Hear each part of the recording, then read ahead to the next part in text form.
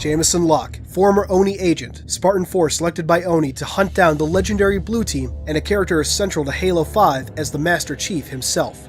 Who is Jameson Locke, and why does Oni feel he's capable of hunting down living legends? Born on March 15, 2529 on the colony of Jericho 7, Locke was orphaned when the Covenant invaded in 2535. This, despite the efforts of the Spartan 2s. As he grew up, seeing his fellow orphans enlist, Locke grew to hate the UNSC, thinking of them as incapable of protecting their citizens. Because of this, Locke became a freelance tracker and assassin. Over the years, Locke's activities caught the attention of Oni. They saw great potential in the young man and approached him with an offer. Sensing the chance to find greater purpose and to do more with his life, Locke eagerly accepted. With the training and opportunities provided by Oni, Locke soon became one of their top agents. In September of 2552, Locke, now a lieutenant commander, compiled a target profile of Supreme Commander Thel 'Vadamee, highlighting the Sangheili's known history and particular skill for wiping out human forces. Ultimately, Locke found that taking out Thel had to be a top priority for Oni if humanity wanted to survive the war. During the war and in the years to follow, Locke would continue to deploy throughout human space as Oni needed. On February 7, 2556, Locke and his team were deployed to the colony of Cedra, tracking possible terrorist activity. Turns out their intelligence was spot on, and they found a Yo-Net making a trade with the Sangheili Zealot.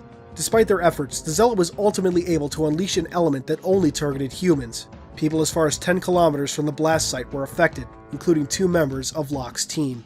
Working with the local Cedran guard, Oni was able to trace the element to a shard of Alpha Halo, the ring that Master Chief, Spartan 117, had blown up less than 4 years prior. The explosion had caused a fusion reaction that created a new element that had not been present on the ring before. The ring shard, in an attempt to make an emergency slip-space jump, had ended up in a dangerously close orbit with a nearby red giant. Because of the proximity and an abnormal rotation period, the teams would have a 6-hour window to find the element, capture any prisoners, prime a Havoc nuclear warhead at the site, and get off the ring. Locke's team and a team of Cedrans deployed to the ring fragment, quickly finding the element's site and the miners. It seemed like an easy mission, but the team soon discovered an alien threat. The now Lekgolo, a type of Lekgolo metacolony, resided on the ring and had a ravenous hunger, to the point that they would throw themselves at just about any potential food source. To make things worse, the colony type could detect electromagnetic fields, meaning the first thing they attacked was the team's Condor. With the Condor down, the only way off the shard was the 2-person tug the miners had used to get there in the first place. In light of such a grim fate, the teams decided to find the Condor, recover the nuke, finish the mission, then draw straws to see who would live. As the night went on, people were lost, and the stress started to get to many of the team members, to the point that they started turning on one another. Eventually, Oni agents Horison and Ramos decided to mutiny, leaving the remaining survivors, Locke, a Cedran named Macer, and a former Spartan 2, Randall Aiken, for dead.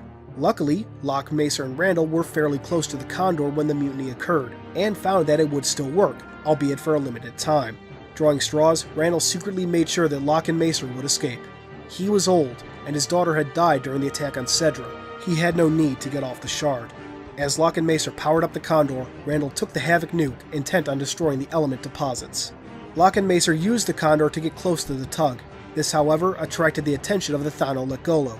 Desperate to survive, Horrigan betrayed Ramos, hoping to buy time by sacrificing his former teammate. Ultimately, though, Horrigan was also consumed by the Lekgolo.